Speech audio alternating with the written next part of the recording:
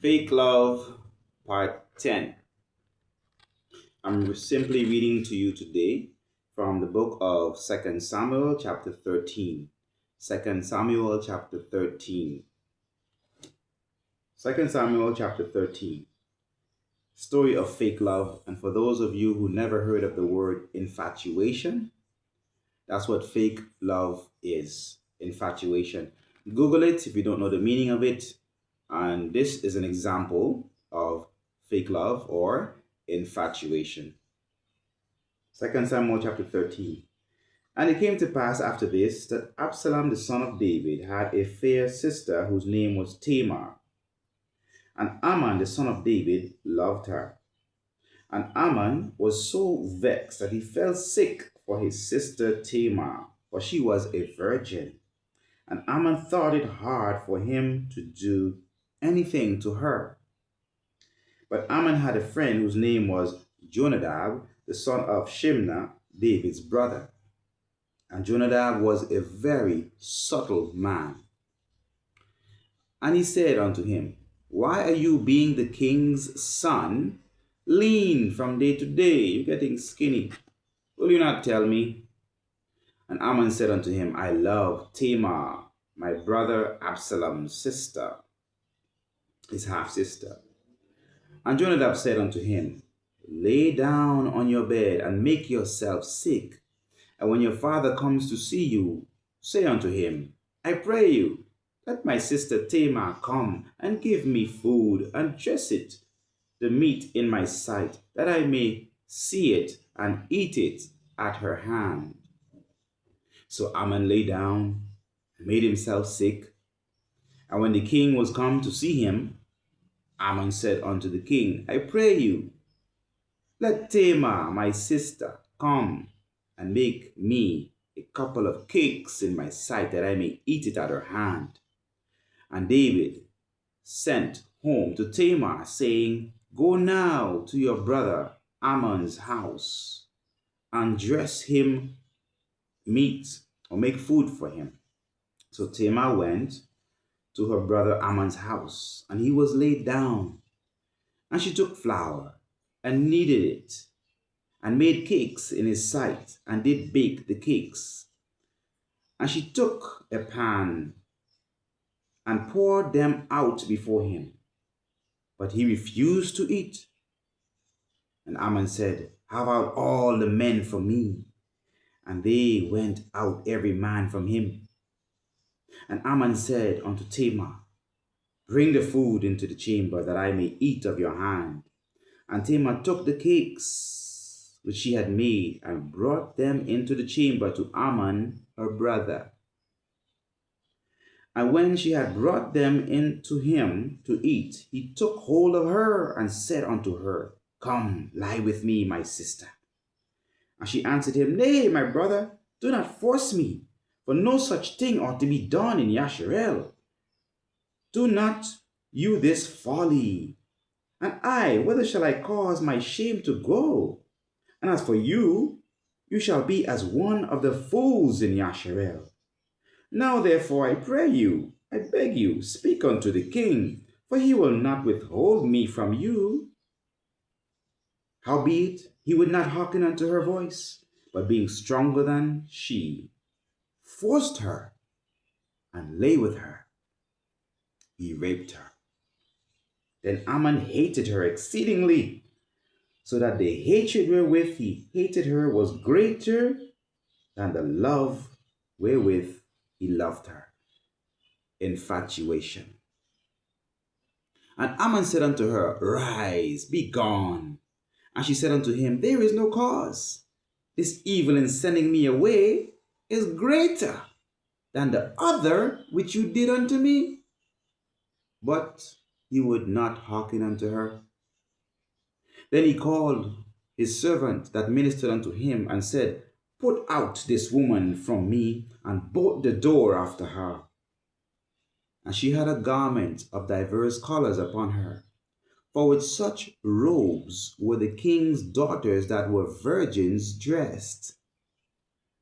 Then his servant brought her out, bolted the door after her. And Tamar put ashes on her head and tore her garment of diverse colors that was on her, and laid her hand on her head and went on crying. And Absalom, her brother, said unto her, has Amnon, your brother, been with you? But hold now your peace, my sister. He is your brother. Regard not this thing. So Tamar remained desolate in her brother Absalom's house. But when the king David heard of all these things, he was very angry. And Absalom spoke unto his brother Amnon, neither good nor bad, because Absalom hated Amnon, because he had raped his sister Tamar. And it came to pass, after 2 full years, that Absalom had sheep shearers in Baal Chatzor, which is beside Ephraim. And Absalom invited all the king's sons. And Absalom came to the king and said, Behold, now your servants has sheep shearers. Let the king, I beseech you, and his servants go with your servant. And the king said to Absalom, Nay, my son, let us not all go now, lest we be chargeable unto you. And he pressed him, howbeit he would not go, but blessed him. Then said Absalom, If not, I pray you, let my brother Amnon go with us. And the king said unto him, Why should he go with you? But Absalom pressed him, that he let Amnon and all the king's sons go with him. Now Absalom had commanded his servants, saying, Mark you now, when Amnon's heart is merry with wine. And when I say unto you, Smite Ammon, then kill him. Fear not. Have not I commanded you? Be courageous and be valiant. And the servants of Absalom did unto Ammon as Absalom had commanded. Then all the king's sons arose, and every man got him up upon his mule and fled. And it came to pass, while they were in the way, the tidings came to David, saying, Absalom has slain all the king's sons, and there is not one of them left. Then the king arose and tore his garment and laid on the earth, and all his servants stood by with their clothes torn. And Jonadab, the son of Shimna, David's brother, answered and said, Let not my lord suppose that they have slain all the young men, the king's sons, for Ammon only is dead. For by the appointment of Absalom has this been determined from the day that he raped his sister Tamar. Now therefore, let not my lord the king take this thing to his heart, to think that all the king's sons are dead, because only Ammon is dead. But Absalom fled, and the young man that kept the watch lifted up his eyes and looked, and behold, there came much people by the way of the hillside behind him. And Jonadab said unto the king, Behold, the king's sons come, as your servant said, so it is. And it came to pass, as soon as he had made an end of speaking, that behold, the king's sons came, and lifted up their voice, and wept. And the king also and all his servants wept very sore. But Absalom fled and went to Talmai, the son of Ammihud, king of Geshur, and David mourned for his son every day. So Absalom fled and went to Geshur, and was there 3 years. And the soul of King David longed to go forth unto Absalom, for he was comforted concerning Ammon, seeing he was dead. This is the story of fake love, part 10, in my series on fake love.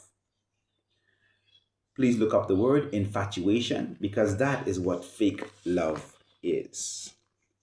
Until next time, shalom upon all the children of Israel and Judah forever. I hope you have learned a lot from this story for those of you who have never heard of it before. Please share this video. I hope you like the video. Comment on this video and subscribe to Judah Forever Kingdom.